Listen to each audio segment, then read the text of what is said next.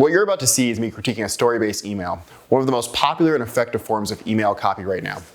First, I go over the email, then I provide some feedback and general advice that should benefit anyone trying to write this kind of copy. We wanted to share this excerpt because for anyone who's interested in writing for a personality-based brand, this is an essential form of copy to study and master. I originally reviewed this email during a recent Whetstone Wednesday stream.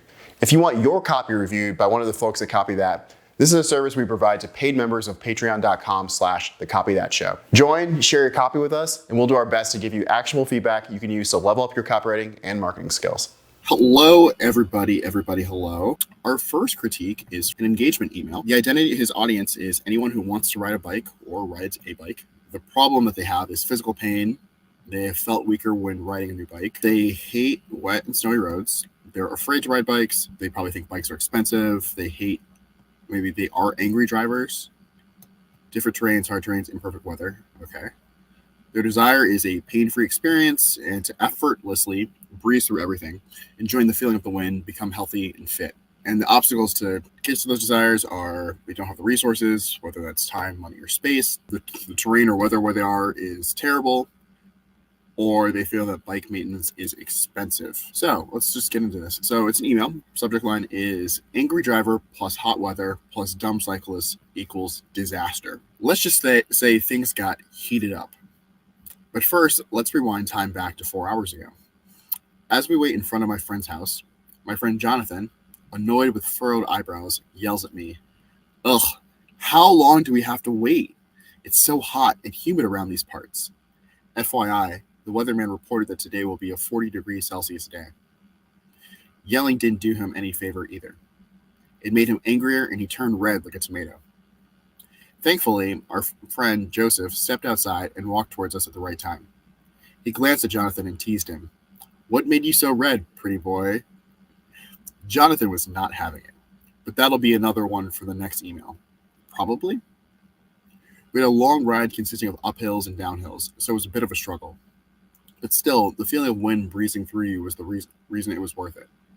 Until this following scenario happened. The three of us were preparing for the last checkpoint towards the city, and we kind of chickened out since it's a very famous road because of its high incident rate. The checkpoint consisted of 2 uphills and downhills, followed by another downhill and a hairpin turn. But since we're young and dumb, the three of us risked it for the thrill. And back to the present. We completed the 2 uphills and 3 downhills effortlessly, and halfway through the hairpin turn, Joseph, who was in front of us, panicked and suddenly turned a sharp right and fell over his bike after a loud honking was approaching. We felt like a bunch of dominoes since we're lined up with each other, because aerodynamics. Thankfully, we only got minor scrapes. So we got up and picked up our bikes, decided to apologize, and leave peacefully. However, things don't go the way you want sometimes, right?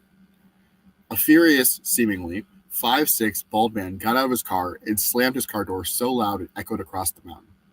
He marched toward us and screamed with spit coming out of his mouth. "What the fuck are you guys doing? Are you stupid?" Of course, us, the troublemakers, kept on apologizing since we're actually wrong in this scenario.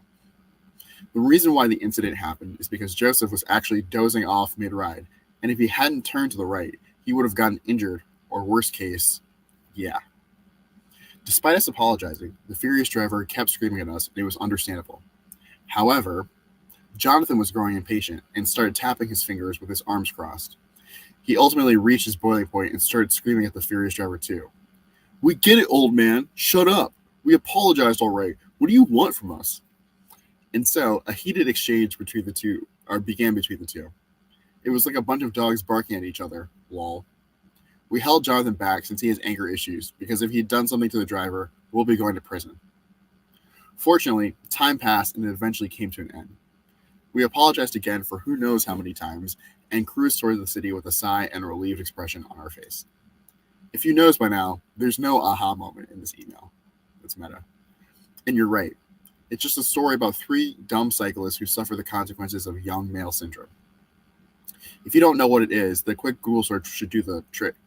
Oh shoot, Jonathan's waiting for me outside. To wrap up, here's this month's issue just in case you missed it. Benefit, and more. Now scram off. Link. Don. Chris actually did a really good job here telling us the story and painting what happens. Like, he doesn't just say his friend is mad. He says his friend, annoyed with furrowed eyebrows, yelling so much that spit comes out of his mouth. The way he writes, you actually really have a vivid image of what he's talking about in his writing. That is actually genuinely done very well. Now, the challenge here for me is that we have this pretty good writing, but what we're doing when we sit down to write copy is not just writing for writing's sake. We are writing with an objective. We're writing to compel somebody to take some sort of action. In an engagement email, that might just mean you want the prospect to think about your brand or think about one of your offers. So it doesn't have to be a, hey, click to go to this website, even though it's generally good to include that. But there's no framing. There's no, hey, this is what this has to do with the reason you are subscribed to this list. And then at the end, he finishes his story and it's just like, oh yeah, by the way, here's this month's entry. Every time someone reads one of your emails and doesn't feel like they're getting real value from it, they are that much less likely to click your next email and engage with it. When you are telling stories like this, the story does not have to be an allegory for your reader's life necessarily. It could be an experience that they relate to or an experience that they have some understanding of for other factors. If you think about social media right now, for example, there's tons of like outrage media where it's like, hey, I'm going to show you something that's meant to piss you off. You may never be in the situation. You may never have thought about the situation, but you're going to see this thing and be like, oh my God, this is so dumb. I actually kind of liked this subject line because it's like, angry driver plus hot weather plus dumb cyclist equals disaster. And I can imagine somebody, as someone who's driven a lot, I've driven with a bunch of dumb cyclists and I know how pissy people get when it's hot. And so you spell this out, I'm like, oh my God, this is going to be interesting, or this is going to be some crazy shit that I can see happening or I thought might have happened to me but never happened. It's a kind of cool way to lead in. The problem is that you just never really tie it back to whatever product it is that you're offering. You actually list all these problems here, but I don't think you really touch on any of them. Like you include an angry driver, but then at every point in the story, you say that it was the cyclist's fault that this whole thing happened. And so I don't really understand what the angry driver has to do with it so much. Tanya says, I like how it shows the frustration that people feel when no one understands what another person is going through, which is a fantastic thing to get someone to feel through your writing. Like that's a really huge accomplishment. The only problem here is that this has very little to do with like why we're writing copy. That's a huge win for you as a writer. We just have to do the extra work to then tie it back down to the sort of business objective we have here. And so you tell the story, you say you apologize, and then you go to the city and the story's over. And if you've noticed by now, there's no aha moment. And this is a cool trick too, because I think people expect, oh my God, big escalation, big grandiose lesson. And you're subverting that expectation by saying, you know what, it's actually kind of this mundane thing. So now that you have them there, now you subverted the expectation, open up about what you want them to take away. Don't just say it's about 3 dumb cyclists. Say it's about 3 cyclists who came into a situation that happens to people all the time, and that's why you want people to read this newsletter, because that's what you're talking about this month. There is an opportunity there to tie it back to some things. It's just going to depend on what your product is.